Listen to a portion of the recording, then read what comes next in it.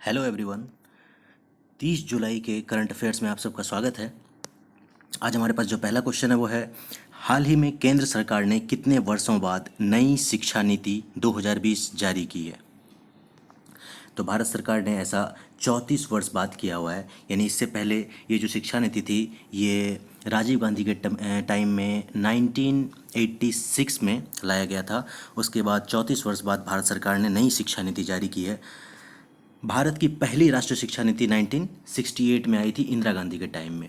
फिर उसके बाद जो आई 1986 में राजीव गांधी के टाइम में दूसरी शिक्षा नीति आई, और 2020 में प्रधानमंत्री नरेंद्र मोदी ने राष्ट्रीय शिक्षा नीति जो है वापस से घोषणा किया है उसका। उसमें बहुत सारे बदलाव किए गए हैं। देखते हैं, समझते हैं नई जो शिक्षा नीति है उसमें क्या क्या इंपॉर्टेंट चीज़ें हैं। जो हमारा पैटर्न था 10+2 का, यानी 12th करने तक जो 10+2 का पैटर्न हम लोग फॉलो कर रहे थे वो बदल के हो गया है क्या, 5+3+3+4। क्या क्या चीज़ होगा, इसका मतलब क्या है 5+3+3+4 का? यहाँ आप देखेंगे तो 10 और 2 12 वर्ष, यहाँ पे लग जाएंगे आपको 5 3 8 3 11 और 4 15 वर्ष।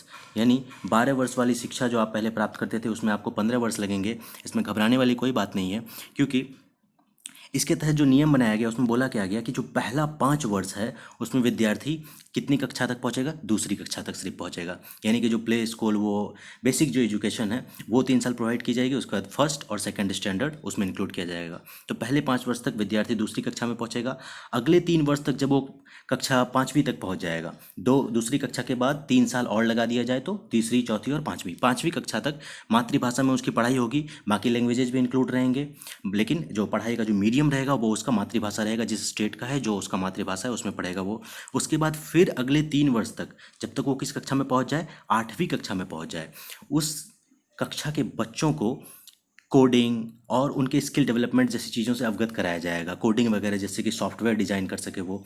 तो इस टाइप की शिक्षा पद्धति में ये 6ठी से 8वीं कक्षा के बीच ये सारी चीज़ें उन लोगों को इंट्रोड्यूस कराई जाएगी। फिर जो अगला चार वर्ष होगा, अगले 4 वर्ष तक क्या होगा, अगले 4 वर्ष तक 9वीं 10वीं 11वीं 12वीं ये शिक्षा का पैटर्न रहेगा। इसमें क्या किया जाएगा, आप किसी एक विषय का चुनाव कर सकते हैं। जैसे आपको फिजिक्स पसंद है तो अभी ये प्रावधान है कि अगर आप फिजिक्स लेते हो, लेके आगे बढ़ते हो, तो फिजिक्स के साथ केमिस्ट्री मैथमेटिक्स लेना पड़ता है, ठीक है। लेकिन ऐसी बाध्यता को खत्म कर दिया गया है। आप फिजिक्स के साथ इतिहास विषय को भी कंटिन्यू कर सकते हो। आपका लिटरेचर में इंटरेस्ट है उसको भी कंटिन्यू कर सकते हो। तो ये सारे बदलाव किए गए हैं, और इसके साथ नई राष्ट्रीय शिक्षा हमारे देश में आई है। और ये शिक्षा नीति किसी एक दिन की उपज नहीं है। 2016 से इस पे काम चल रहा था, और 2 लाख से भी ज़्यादा शिक्षाविदों के साथ मंत्रणा की गई है। उसके बाद ये ड्राफ्ट तैयार किया गया है। किनकी अध्यक्षता में, के कस्तूरी रंजन की अध्यक्षता में ये ड्राफ्ट तैयार किया गया है। एक बात और ध्यान देने लायक है कि भारत जहां जीडीपी का अपना 4.43% शिक्षा पर खर्च करता था, वहीं नए शिक्षा नीति में इसे बढ़ाकर 6% तक रखने का लक्ष्य रखा गया है। इसके अलावा कौन सी बातें हैं इंपॉर्टेंट देख लेते हैं। तो ये थी। इसके अलावा भी बहुत सारे ऐसे पॉइंट हैं जो कि नई शिक्षा नीति में है, वो यह इंक्लूड करना संभव नहीं है। तो नई शिक्षा नीति में बहुत सारे हायर एजुकेशन को लेके बहुत अच्छे अच्छे प्रावधान किए गए हैं। 3 साल 4 साल का ग्रेजुएशन किया गया है। इस सब की व्यवस्था की गई है उसमें। दूसरा जो क्वेश्चन है उसमें क्या है, हाल ही में किस देश का ग्रेट प्रॉफिट 14 एक्सरसाइज जो युद्ध अभ्यास है वो समाचार में था? तो ये ग्रेट प्रॉफिट 14 एक्सरसाइज किस देश का है? ये है आपका ईरान का। ईरान का ये एक्सरसाइज है। क्या किया, जो स्ट्रेट ऑफ हॉर्मुज है, जो गल्फ ऑफ ओमान और गल्फ ऑफ पर्शिया को जोड़ता है, वहाँ पे उन्होंने ये युद्ध अभ्यास किया था। इस युद्ध अभ्यास में उसने क्या किया, अमेरिका का जो युद्धवाहक पोत है बहुत बड़ा, निमित्ज उसका नाम है, ये स्पेलिंग गलती हो गया है, निमित्ज उसका नाम है, उसका उन्होंने क्या बनाया, कॉपी बनाया, और उसके चारों तरफ ये युद्ध अभ्यास किया। इस युद्ध अभ्यास में एक इंपॉर्टेंट घटना क्या हुआ उनके साथ कि उनका रडार सिस्टम उतना तगड़ा नहीं है ईरान का, जिसके कारण क्या होता है वो कभी कभी अपने ही शिप्स को मार के गिरा देते हैं। तो यही हुआ क्या, वो गल्फ स्ट्रेट ऑफ हॉर्मुज में प्रैक्टिस कर रहा था, और जो आपका यूएई और कतर के बीच में पर्शियन गल्फ में क्या करता है, उसका एक बॉम्ब आके गिर जाता है।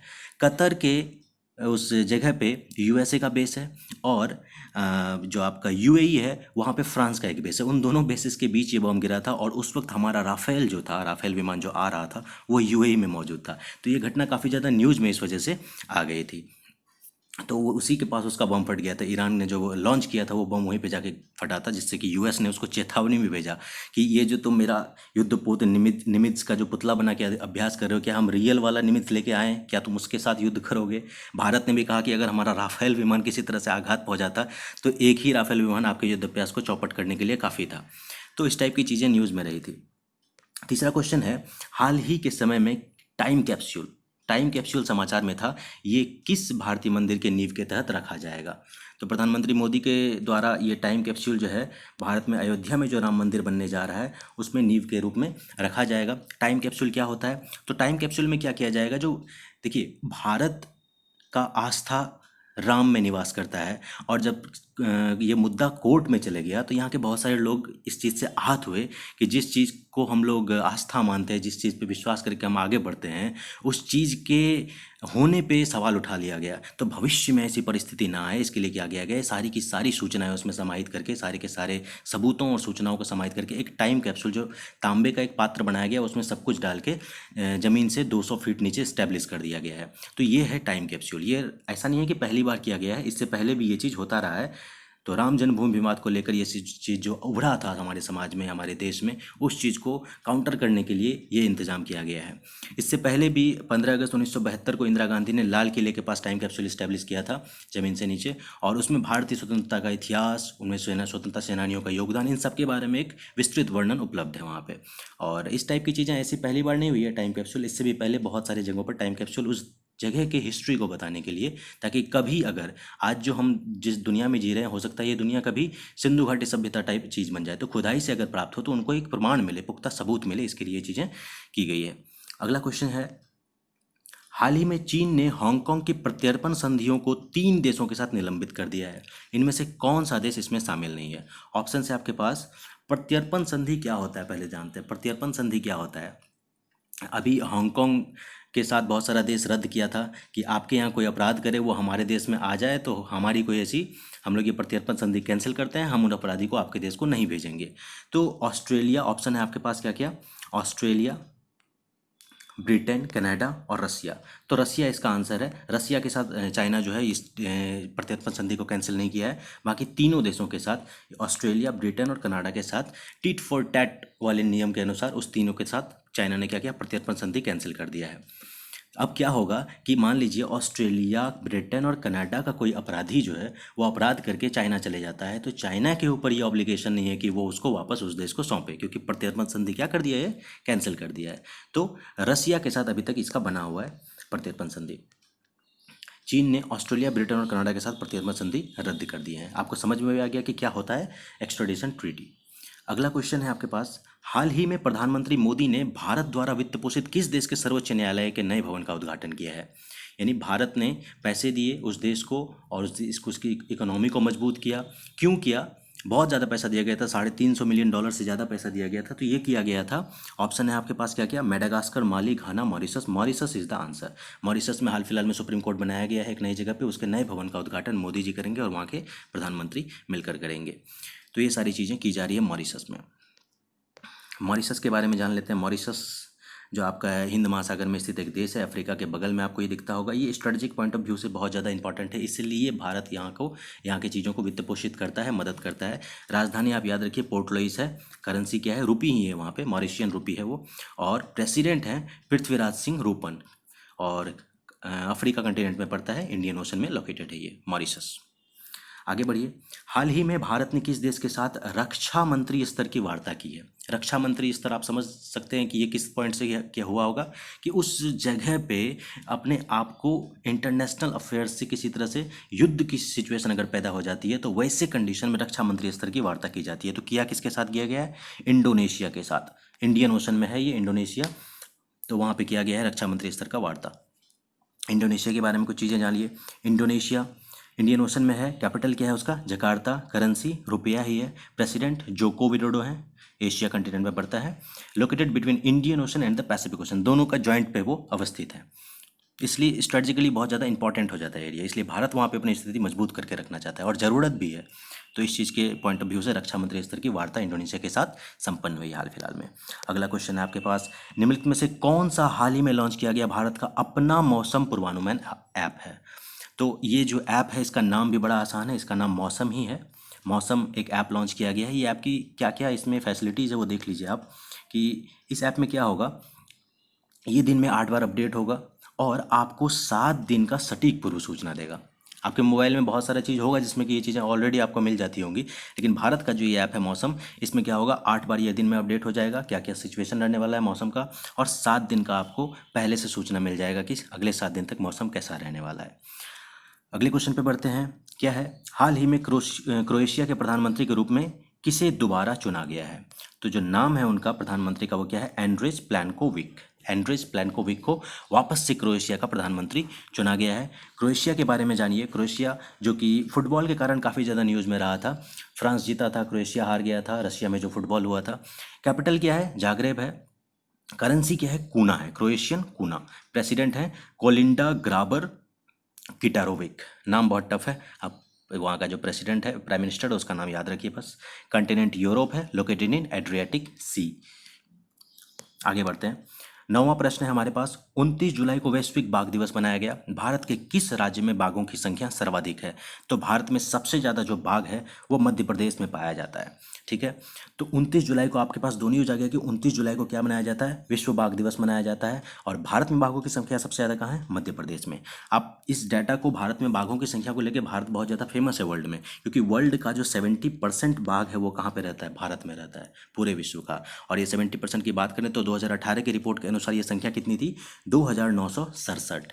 ठीक है, और बाघों की जो, जैसे हमारी जनगणना हर 10 वर्ष पे होती है ना, तो बाघों की ये 4 साल पे होती है, 4 साल पे होती है। और सबसे पहले बार, ये क्वेश्चन भी पूछा गया एग्जाम में, सबसे पहले बार कब हुआ था, तो 2006 में। 6 के बाद 4, 6 के बाद 10, 10 के बाद 14, 14 के बाद फिर 18। 18 वाला जो इसका गणना था बाघों का, वो बहुत ज़्यादा न्यूज़ में रहा।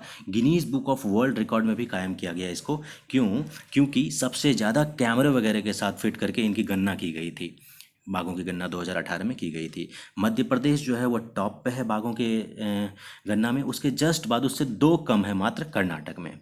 526 है आपका मध्य प्रदेश में, और 524 है कर्नाटक में। ये डाटा है, याद रखिए आप इन चीज़ों को। लास्ट क्वेश्चन है आज का। हाल ही में 2 बार ऑस्कर विजेता अभिनेत्री ओलिविया डे हैविलैंड का निधन हो गया। वो मूल रूप से किस देश की निवासी थी? ओलिविया डे हैविलैंड का निधन हो गया। वो मूल रूप से निवासी थी जापान की। ठीक है, अब इनके बारे में इंटरेस्टिंग फैक्ट ये जानिए कि 104 वर्ष की अवस्था थी इनकी। जापान में जन्मी इस अभिनेत्री की मृत्यु फ्रांस में हुई है। और इनकी आखिरी फिल्म क्या थी, गॉन विद द विंड। चलिए फटाक से रिवीजन कर लेते हैं। तो हमारा पहला क्वेश्चन क्या था? पहला क्वेश्चन यही था कि कितने वर्षों बाद नई शिक्षा नीति भारत सरकार ने लॉन्च की है, दी है? तो वो 34 वर्ष बाद भारत सरकार ने ये नया शिक्षा नीति जो है प्रदान किया है। इसमें बहुत सारे नए पॉइंट है, और पूरी तरह से जो भारत का स्ट्रक्चर एजुकेशन का, चाहे वो प्राइमरी हो, चाहे सेकेंडरी हो, चाहे हायर एजुकेशन हो, वो पूरी तरह से बदलने जा रहा है। अगला क्वेश्चन था हमारे पास, वो क्या था, हाल ही में किस देश ने ग्रेट प्रॉफिट फोर्टेन एक्सरसाइज किया है? तो ये ईरान ने किया है। इसके कारण ये काफ़ी ज़्यादा न्यूज़ में भी रहा। इसको अमेरिका का धमकी भी सहना पड़ा। टाइम कैप्सूल क्या है? तो टाइम कैप्सूल से न्यूज़ में था, राम मंदिर जो 5 तारीख को इसका जो भूमि पूजन होगा, वहाँ पे टाइम कैप्सूल को ज़मीन से 200 फीट अंदर डाल दिया जाएगा, ताकि फ्यूचर में कभी अगर ये इशू वापस से उत्पन्न होता है कि राम कौन थे, राम क्या थे, तो ये कभी उत्पन्न ना हो, इसके लिए काम किया जा रहा है। भारतीय जनता को काफ़ी ज़्यादा ठेस पहुँचा इस चीज़ से, इसके लिए ये चीज़ किया जा रहा है कि आगे कभी ये सिचुएशन पैदा ना हो। क्योंकि भारत जन्म लेते राम राम करता है और मरते मरते भी राम राम करता है, तो ऐसी स्थिति में अगर राम के अस्तित्व पर सवाल उठता है तो ये बहुत ही ज़्यादा दुखद है। अगला क्वेश्चन है, हाल ही में चीन ने हांगकांग के प्रत्यर्पण संधियों, अभी हुआ था ना, हांगकांग के प्रत्यर्पण संधियों पर कैंसिल करता है, तो चाइना ने इसके एवज में किन किन देशों के साथ ये संधि कैंसिल कर दी है? तो ऑस्ट्रेलिया के साथ कैंसिल की है, ब्रिटेन के साथ, कनाडा के साथ कैंसिल की है। किसके साथ नहीं की है, क्वेश्चन ये था, तो आंसर क्या हो जाएगा, रसिया के साथ उनका ट्रीटी ऑफ एक्सट्राडिशन जो है वो बना हुआ है अभी तक। अगला क्वेश्चन था, प्रधानमंत्री मोदी द्वारा वित्त पोषित किस देश के सर्वोच्च न्यायालय के नए भवन का उद्घाटन किया गया? तो ये किया गया है मॉरिशस का। मॉरिशस के बारे में आप जानते हैं, इसका राजधानी क्या था, पोर्ट लुइस इसकी राजधानी थी। और एक चीज़ और याद रखिए, पृथ्वीराज सिंह रूपन जो है यहाँ के कौन है, प्रेसिडेंट है। दूसरा, छठा क्वेश्चन था, हाल ही में भारत ने किस देश के साथ रक्षा मंत्री स्तर की वार्ता की? तो इंडोनेशिया। इंडोनेशिया के साथ रक्षा मंत्री स्तर की वार्ता की गई है। इंडोनेशिया की कैपिटल क्या है, जकार्ता, और प्रेसिडेंट कौन है, जोको विडोडो। अगला क्वेश्चन था, कौन सा हाल ही में लॉन्च किया गया भारत का नया मौसम पूर्वानुमान ऐप है? तो मौसम ही उस ऐप का नाम है, जो कि 8 बार अपडेट होगा दिन में, और 7 दिन की पूर्व सूचना आपको दे देगा मौसम के बारे में। क्रोएशिया के प्रधानमंत्री के रूप में दोबारा कौन चुने गए? तो एंड्रिस प्लैनकोविक चुने गए हैं, क्रोएशिया के दोबारा प्रधानमंत्री चुने गए हैं। क्या है कैपिटल? जागरेब है कैपिटल, और कूना है वहाँ की करेंसी। एड्रियाटिक सी में स्थित है ये। अगला क्वेश्चन है 29 जुलाई किस रूप में मनाया जाता है? 29 जुलाई मनाया जाता है बाघ विश्व बाघ दिवस के। कौन सा राज्य भारत में सबसे ज़्यादा बाघों को संरक्षण देता है? तो मध्य प्रदेश देता है। मध्य प्रदेश में बाघों की संख्या 526 है। दूसरा स्थान कर्नाटक का है जिसमें कि बाघों की संख्या 524 है। लास्ट क्वेश्चन था कि ऑस्कर विजेता अभिनेत्री जो है ओलिविया डे हैविलैंड का निधन हो गया है, वो मूल रूप से किस देश की निवासी थी? तो जापान की निवासी थी और ऑस्कर जीती हुई थी, इसलिए बहुत ज़्यादा न्यूज़ में रही। 104 वर्ष की थी और लास्ट मूवी था इनका गॉन विद द विंड। तो ये थे आज के current affairs. Thank you everyone for watching.